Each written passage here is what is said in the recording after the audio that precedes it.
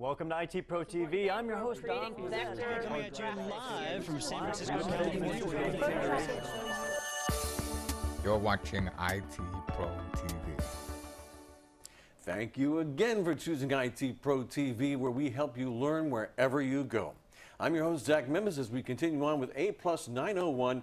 And today, or for this episode, we're going to be installing and configuring storage devices with Wes Bryan. Hey, Zach, how you doing today? Good. That's right. We're going to be looking at, well, some of the different technologies that you have to be familiar with if you are going to make a decision on what to install when it comes to different storage mediums that we have. And we've got a whole bunch of different types. But when it comes to storage medium, it really boils down to a couple basic concepts that we want you to be aware of. All right. So storage mediums, if you will, is how are the media, if you will, or the components within your system unit that allow us to take our data, store it on it like the name implies, but more importantly for reusal at a later time, right? In past episodes we have talked about our volatile memory, right? Our system memory, and the fact that that's a temporary workbench, right? And the more, the bigger that workbench, if you will, the more memory you have, well, the more information you can be working with at one time. But the problem here is remember when we said you cut that electrical current, right? The power shuts off, or you power the computer down. Anything that is stored within that volatile memory region is going to be lost, right? So if we want to store our data and we want to pull that data back into the system unit at a later time, we have a few different types of storage devices that we need to look at. Now, they really boil down to two different types today. Well, actually three different types, right? They boil down to what is known as magnetic media. Magnetic media has been around for a very long time, and it really is one of the oldest storage medium types. The second one is optical. Optical storage, right? And this is something as well that has also been around for a while. The third one is, I don't want to say new by computing standards today. I guess if you look at the larger picture of things, newer than the other two, right? And that's called electronic storage. All right.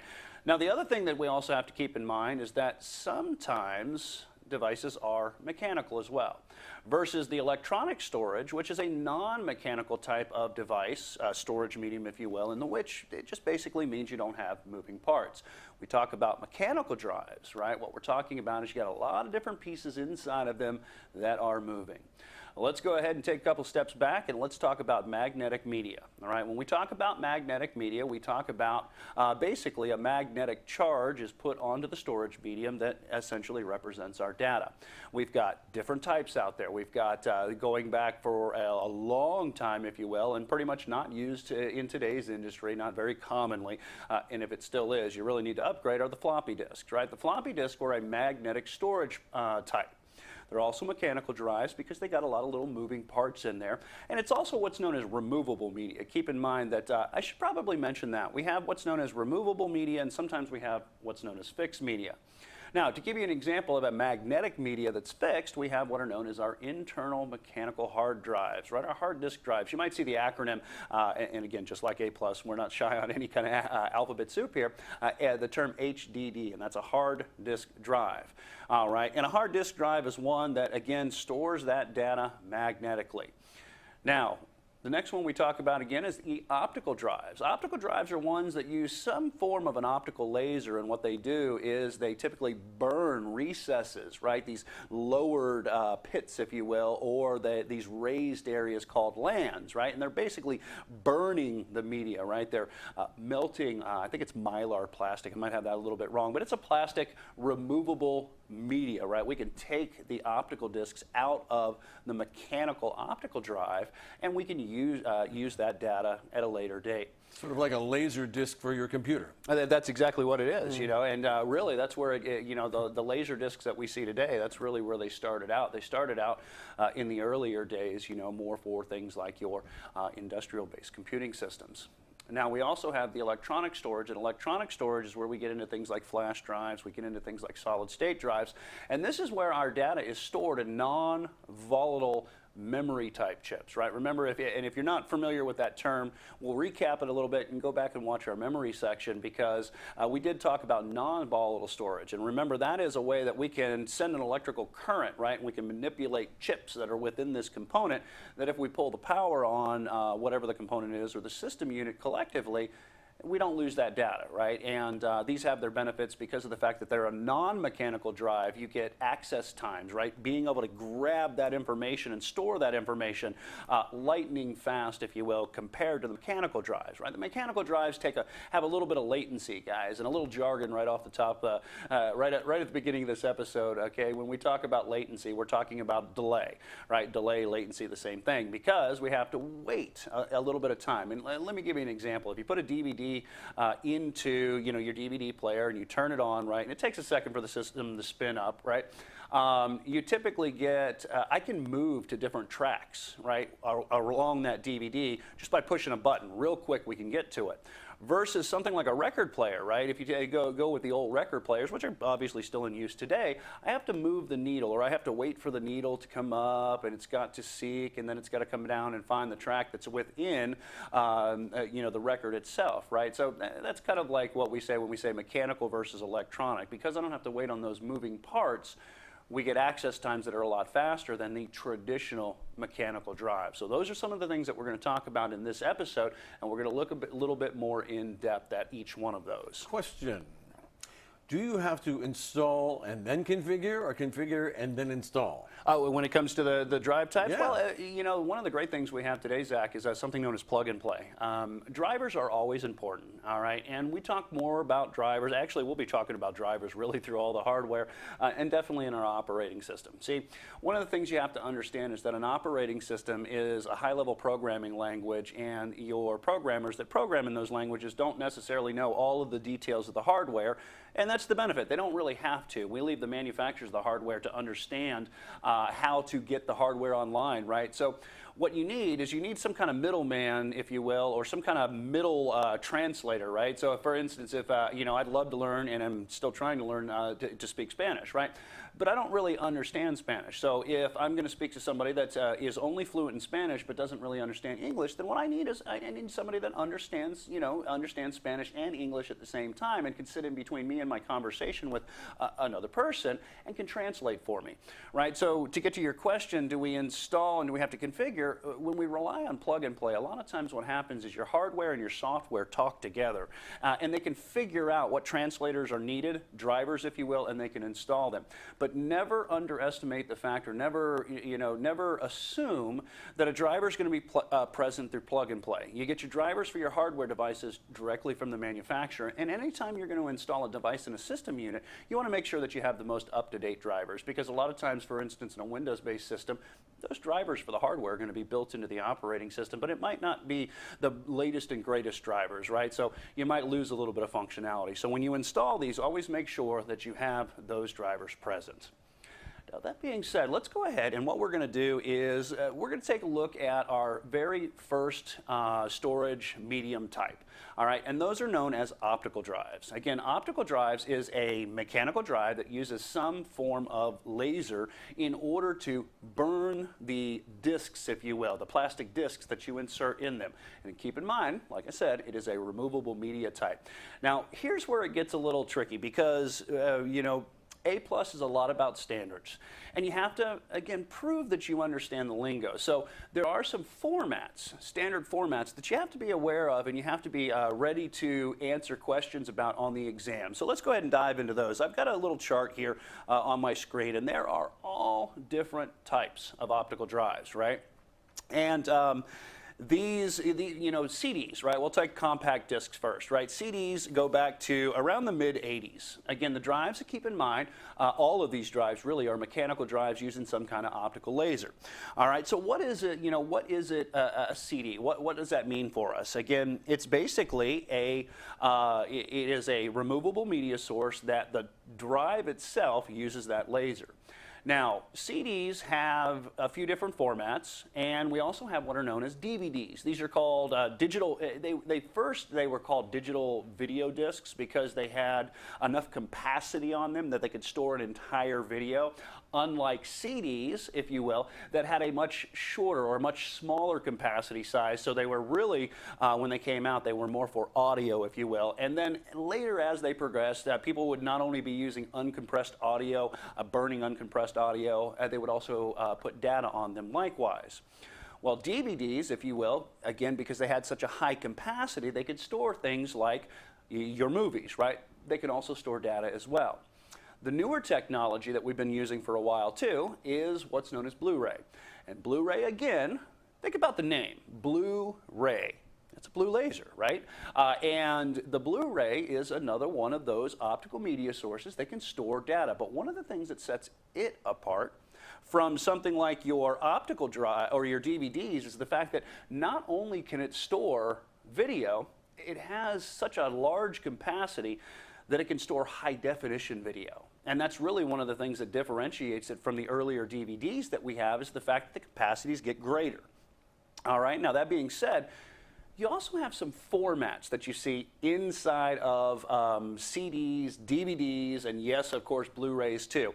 And you're going to see, like I have up here, a whole bunch of alphabet soup, right? So what do we mean when we talk about CD-ROM, CDR, CDRW? You can see it here, DVD-ROM, if you will, RRW, and then last but of course not least, Blu-ray, you have BDR and you have BDRE.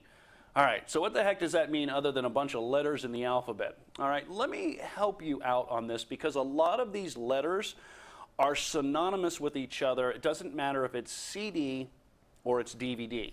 And I love to help people out when they're memorizing, you know, just a 1,000 miles of standards and make it easier that you can study it one time and remember it across multiple standards.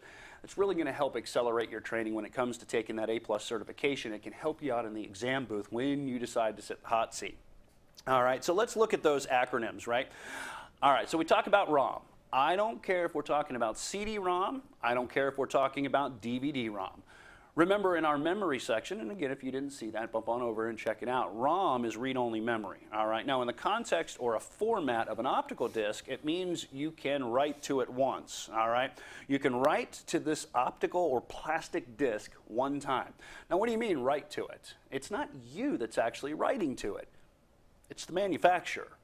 Let me give you an example. When you put in, for instance, a video game, right? Or you put in a piece of software, because software, video games got so big that they couldn't just be on CDs, they had to be on DVDs as well. So the thing about the earlier days when you had a piece of software, right? You get your software CD, right? Whatever software it might be, and it came from the manufacturer that way. But you couldn't change any of the data on it. You couldn't manipulate the data after the fact, right? What you get, what you see is what you get, essentially, right? And that's what I mean when you say, basically, it's written to once, but it's not you that's doing it, right? You receive it, and you're not actually doing the write at all. And that's the same thing with DVDs. I want you to take a DVD that's maybe a movie that you've got at home that's on DVD. All right, can you turn around to that DVD and can you put it in a computer and can you manipulate the data, right? Can you add information to that DVD? And the answer is no, right? It's because the manufacturer wrote the information to that disc once and they had no intention of you modifying it after the fact, well, right? There's a lot of movies I sure wish I could manipulate the data. Right, change the endings and stuff like that. Maybe The Sopranos here, but that's neither here nor there, right? Good point, though. Yeah. So CD-ROM and DVD-ROM, ladies and gentlemen out there, don't let it confuse you. It just means it comes from the manufacturer that way, and you can't change anything after the fact. Now let's get back to the, let's move over to the R, right? And again, I don't care if it's CD-R, right, or DVD-R. This is what's known as recordable. All right, and now this is a little bit different. This is when you buy one of these optical discs and it is given to you, or you buy it from, let's say, an office supply company. It's a blank CD or a blank DVD. It has nothing on it, no data, no videos, no movies or anything like that. And you have the ability to write your data, right? To put it in the optical drive and to put data on that, and the laser will burn that information. They call them pits and lands, right? They're the raised areas is a land, a pit is a lowered area. And what the laser reads that as after it's been written to is binary ones and zeros, right? Up and down for a 1 and 0, 1 and 0, right? But the one thing to keep in mind, the limiting factor of a recordable disc, whether it be CD or DVD, is the fact that you can't modify the data after the fact, right? You only get one shot, right? So it means if you take a CD and you put just barely any information on it, maybe a bread recipe, right? You're not going to be able to add to it later. So you have to take that into consideration, right? So recordable is write once, read many. Right? Write once, read many. It's actually an acronym out there because you do have things in like forensics out there that they call WORM, write once, read many. It means I can write the data once. Once that's done, it does what's known as mastering on the CDs, if you will. It finalizes and then can verify that the information is correct and maintains its integrity, and then you can't manipulate it after the fact. Then we get into RW. Now with RW is interesting because in RW, that means rewritable, all right? And what this means is that just like the recordable DVD or CDs or DVDs, this means I can write that information to the disk, but then I can turn around and I can write more information to the disk. Or if I want, I can turn around and I can overwrite all of the information and completely fill up the CD or DVD again with new information, right? They're a little bit more expensive because of the fact that they give you the flexibility of writing to them multiple times. Now you do have to understand when you can write to any media like this, I don't care if it's optical media, I don't care if it's mechanical, magnetic media, or even electronic media. And when you do multiple writes, there is what they call a mean time between failure. There's a lifetime that this media will last. I don't know what the lifetime is, but it just means over time the media might start to wear out, right? So keep that in mind. It's not something that just goes on and on and on. Now, I've seen rewritables that if you're putting data on them, they allow you multiple rewrites. Again, depends on the quality of the disk that you purchase, but it just means more than one write. Now, this last one is unique, the RE, okay? This one's specific to Blu-ray, but it means nothing different than RW. It's called recordable erasable. Right? And it means the same thing, essentially, as the RW is, but you don't find CD-RE or DVD-RE. When Blu-ray discs came out, they decided to use the acronym BDRE. It means the same thing as rewritable. It means I can write to the Blu-ray disc, and then I can rewrite to the Blu-ray disc. Recordable, erasable. Don't let that confuse you. Now, when we talk about these optical formats, there are some things that I want you to keep in mind. I told you that they're different lasers, laser types, if you will. And the other thing that I also need you to understand is that they're different capacities. All right, now CDs, you will kind of find out there's a limited capacity on how much information that they can hold. That's why in the earlier days when CDs were so prevalent, you would get a movie that would have 3 discs. Right, and one would get done, just like even going back to like VHS, where you'd have 2 tapes, for one movie.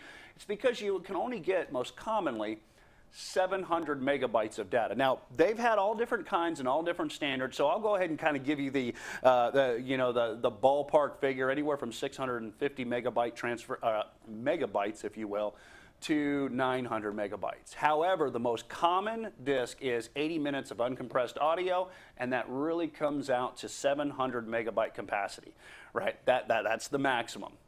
Now, there is a rumor floating around there that a Japanese inventor or engineer actually found that capacity or made that capacity by saying that it must hold Beethoven's Ninth Symphony in its entirety.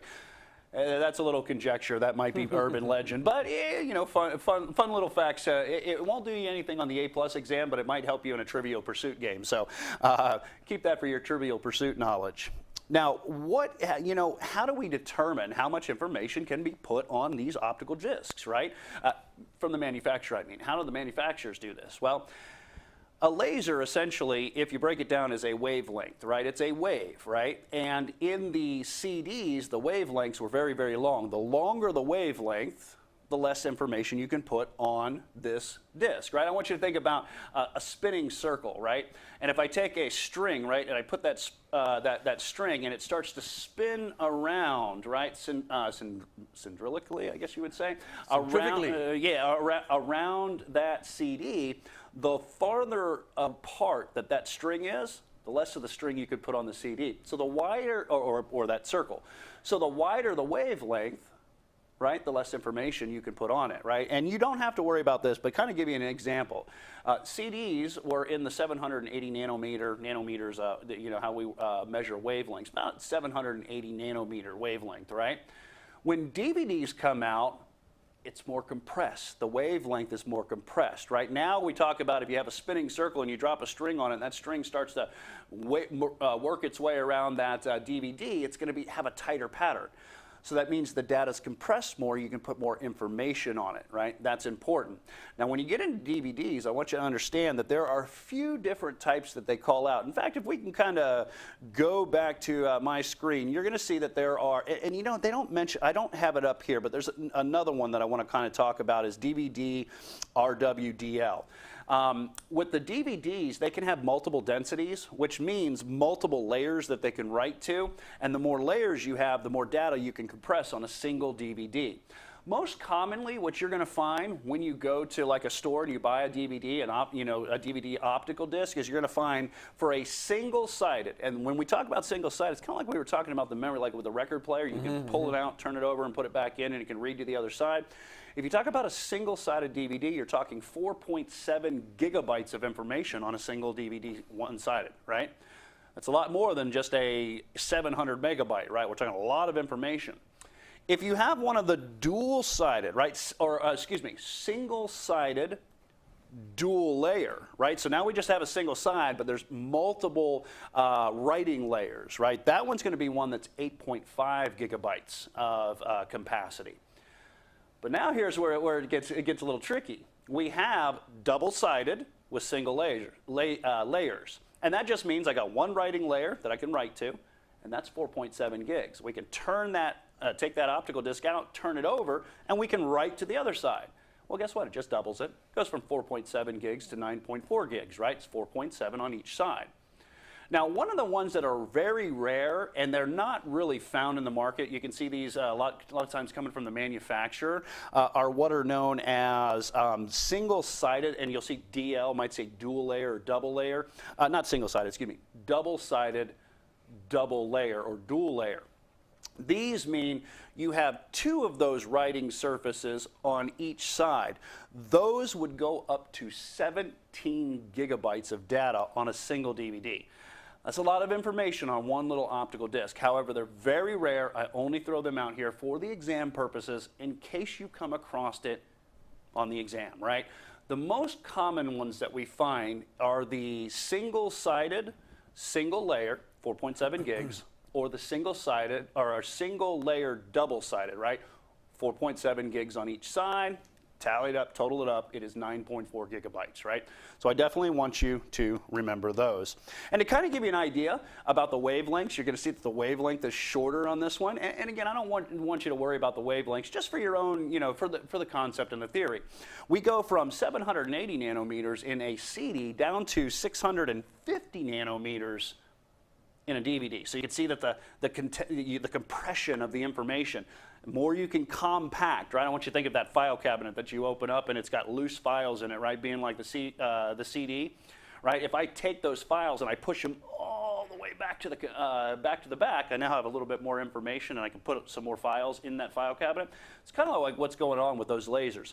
The shorter the wavelength, think of it as data compression. We're squeezing that data and we can get a lot more information on that optical disc.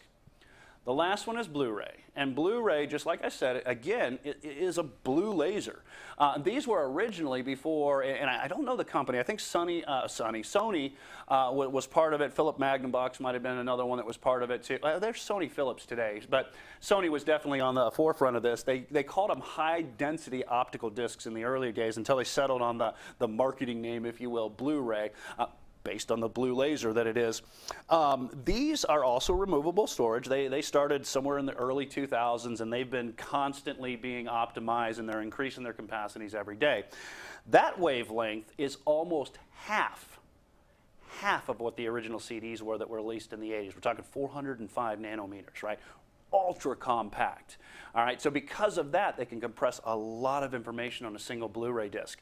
And they also have technologies through the encoding and how they write the information that allows for very crystal clear audio and video, right? So very, very good for our modern high definition video that we watch. Now, the way they work in multiple layers, kind of like that DVD does on one side. It can have multiple writing layers just in a single side. And they're single layer, they're dual layer. And there's another one out there that's called BDXL. And again, that's extra layer or extra large, I think, but it's BDXL format. Every layer, this might help you on the exam. A single-sided and single layer and a dual layer are really just double of each other.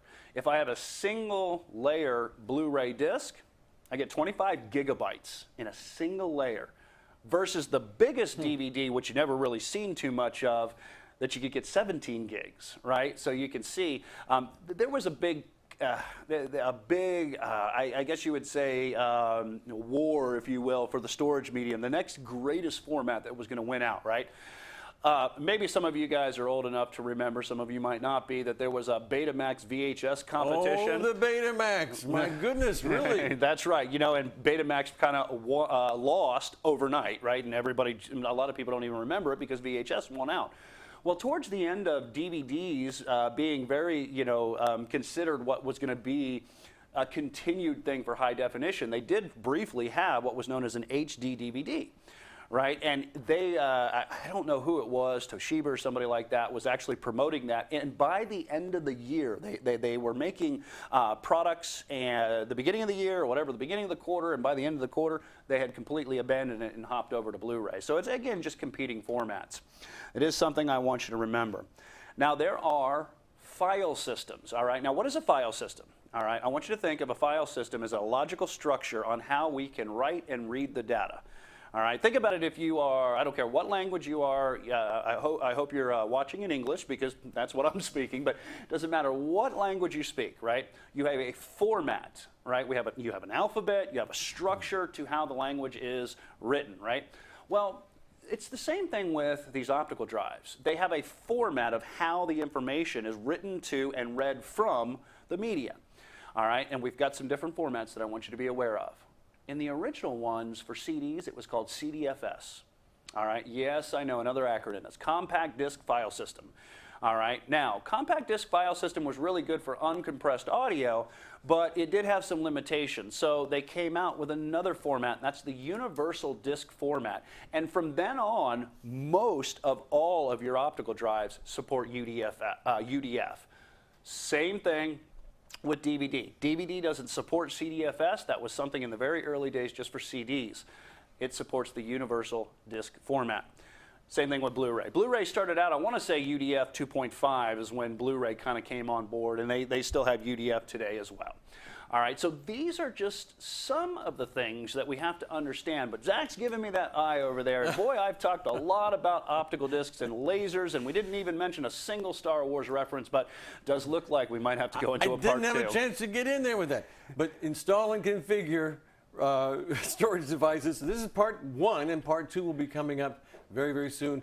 And A+ 901. And thank you for watching IT Pro TV. Remember, a good IT Pro is always learning. I'm Zach Memes. And I'm Wes Bryan. We'll see you real soon.